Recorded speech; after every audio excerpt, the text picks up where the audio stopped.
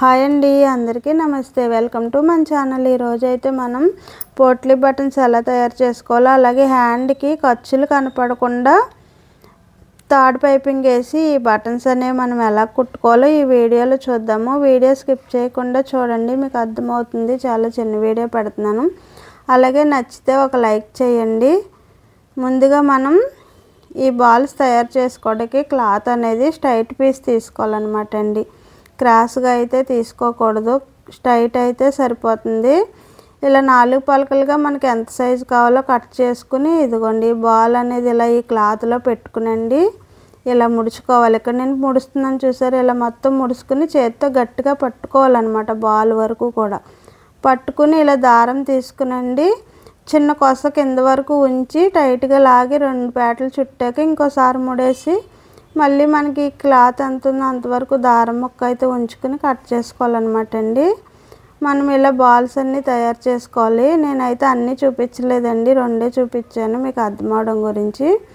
అలాగే ఇప్పుడు మనం గోట వేసుకోవడానికైతే క్రాస్ ముక్క తీసుకోవాలన్నమాట అండి.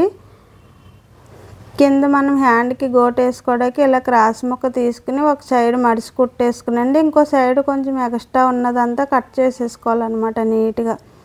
ఇప్పుడు మనం హ్యాండ్కి లైనింగ్ అయితే నార్మల్గానే జాయింట్ చేసేసుకున్నాము. మనం ఎలా అయితే జాయింట్ చేసుకుంటామో అలాగా అడుగున వైపు. ఇప్పుడు ఈ బాల్స్ అనేవి మనం హ్యాండ్స్కి ఎలా జాయింట్ చేసుకోవాలో చూద్దాము. ముందుగా ఏం చేయాలంటే మనం టేప్తో కొలుసుకుని ఎక్కడెక్కడ అంటే మనం ఎంత గ్యాప్లో అయితే బాల్స్ వేసుకోవాలనుకుంటున్నామో అంత గ్యాప్లో ఇలా ఆనమాలు అనేది పెట్టుకున్నాం అనుకోండి, అన్నీ సమానంగా వస్తాయి అన్నమాట. 6 ఇంచ్ అయినా పెట్టుకోవచ్చండి. 6 ఇంచ్ నుంచి మనం దగ్గరగా కావాలంటే 6 ఇంచు 1/4 ఇంచు పెట్టుకోవాలి. నేనైతే కొంచెం దూరంగానే పెట్టాను అనమాట అండి. ఇలా టేప్తో కొలుసుకుని 1 ఇంచు 1.5 ఇంచు వరకు పెట్టుకోవచ్చు అనమాట అండి. నేను 1.5 ఇంచు దాకా గ్యాప్తో పెట్టాను అనమాట అండి, దూరంగానే పెట్టాను.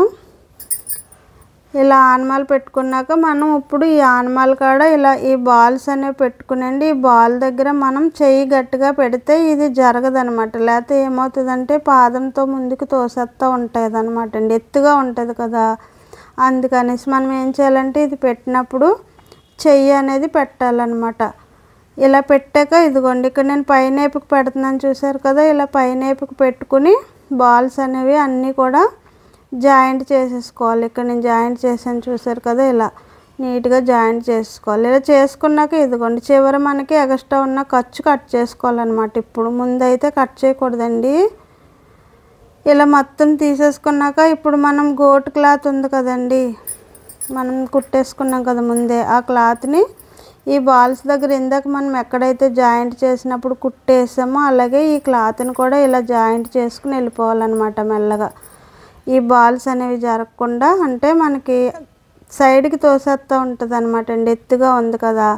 అలా కాకుండా మనం కొంచెం చేత్తో నొక్కిపెట్టి పట్టుకున్నాం అనుకోండి, తొయ్యదు, మీకు నీట్గా వస్తుంది అనమాట.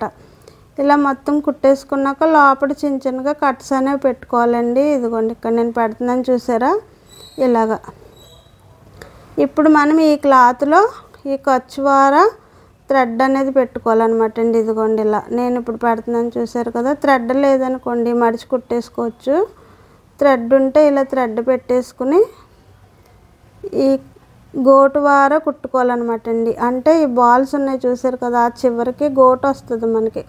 ఆ గోటు వార కుట్టుకున్నామంటే మీకు ఈ బాల్స్ అనేవి కిందకు వచ్చి నీట్గా బాగుంటుంది అనమాట అండి. లోపల ఉన్న ఖర్చు అనేది పైన వైపుకి వెళ్తుంది అనమాట.